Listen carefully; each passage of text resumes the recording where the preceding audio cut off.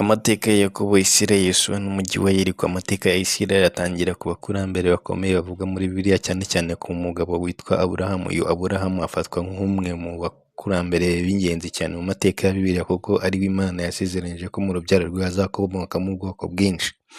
Aburahamu yabyaye umuhungu witwa Isaki, nawe aza kubyara impanga ebyiri, Esawu na Yakobo.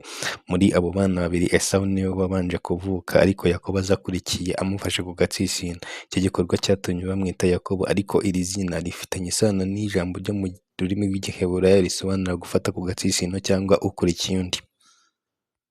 Mu buzima bwa Yakobo habayemo ibintu byinshi by'ingenzi byamugize umuntu w'amateka akomeye. Nubwo Esawu ari we wari w'imfura, hari igihe yagurishije uburenganzira bwe bw'imfura kuri Yakobo kubera isahani y'ibiryo igihe yari ashonje cyane. Nyuma yaho Yakobo yahawe umugisha wa se Isaka wari uteganyirijwe Esawu.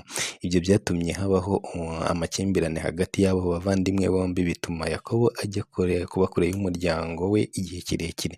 Nyuma y'imyaka myinshi Yakobo yaje gusubira iwabo, ariko mbere y'uko agera aho umuryango we wari uri, habaye ikintu gikomeye cyahinduye amateka ye. Iryo joro Yakobo yari wenyine hafi y'uruzi rwitwa Jaboki River. Muri iryo joro havutse urugamba rudasanzwe hagati ye n'umuntu utangaje. Barwana kugeza mu museke. Abasobanura Bibiliya bavuga ko uwo muntu yari intumwa y'Imana, cyangwa se uburyo Imana yashatse kumwiyereka. Igihe urugamba rwari rugeze ku musozi, uwo muntu yabwiye Yakobo ko atazongera kwitwa Yakobo, ahubwo azitwa Isirayeli. Iri zina risobanura arwanye n'Imana n'abana agatsinda, cyangwa se Imana irwana ku ruhande rwe. Kuva icyo gihe Yakobo yatangiye kwitwa Isirayeli. Yakobo cyangwa Isirayeli yaje kubyara abahungu 12, aribo bakomokaho imiryango 12 ya Isirayeli. Umwe muri abo bahungu ni Yozefu. Yozefu yaje kuba umuntu ukomeye cyane mu gihugu cya Egiputa, aho Imana yamukoresheje mu gukiza umuryango we inzara yari yugarije isi. Yozefu nawe yabyaye abahungu 2, Efurayimu na Manase. Abo nibo bavuyemo imiryango 2 ikomeye muri Isirayeli. Mu rubyaro rwa Efurayimu niho havuyemo umugabo witwaga Yosuwa. Yosuwa yabayeho nyuma y'imyaka myinshi cyane nyuma ya Yakobo, ariko yari umwe mu bakomoka mu rubyaro rwe. Mu gihe Abisirayeli bari bamaze kuva mu gihugu cya Egiputa bayobowe na Mose, Yosuwa yari umwe mu bafasha be bakomeye. Nyuma y'urupfu rwa Mose, Yosuwa niwe wasimbuye Mose ayobora Abisirayeli mu rugendo rwo kwinjira mu gihugu Imana yari yarabasezeranyije. Mu rugendo rwo kwinjira muri iki gihugu, Abisirayeli bageze ku mujyi witwa Yeriko. Yeriko yari umwe mu mijyi ya kera cyane ku isi, abantu batuyemo kuva mu bihe bya kera cyane. Uyu mujyi uherereye hafi y'uruzi rwitwa Yorodani mu gice cy'uyu munsi cyitwa West Bank mu gihugu cya Palestina.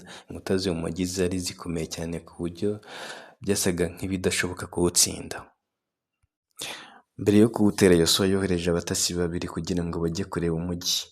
Nubwo Bibiliya itavuga amazina yabo, abo batasi bagiye mu mujyi maze bacumbika mu nzu y'umugore witwa Rahabu. Rahabu yabahishe igihe abategetsi b'umujyi bashakaga kubafata. Abafasha guhunga, abamanukisha umugozi banyuze mu idirishya ry'inzu ye yari hafi y'urukuta rw'umujyi. Kubera ubwo bufasha, Rahabu yabasabye ko bazarokora umuryango we ndetse nawe igihe Abisirayeli bazabafasha umujyi. Nuko abatasi barabyemera.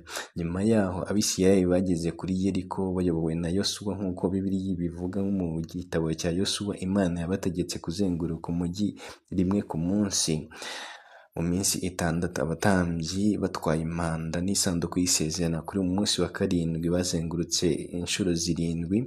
Abatambyi bavuza impanda, abantu bose barangurura mu ijwi rikomeye cyane, maze inkuta z'umujyi ziragwa. Icyo gihe Abisirayeli binjiye umujyi barawufata. Rahabu n'umuryango we bararokotse nk'uko babisezeranijwe. Nyuma yaho Rahabu yaje kubarwa mu gisekuruza cy'abantu bakomokaho Yesu Kristo nk'uko Bibiliya ibivuga.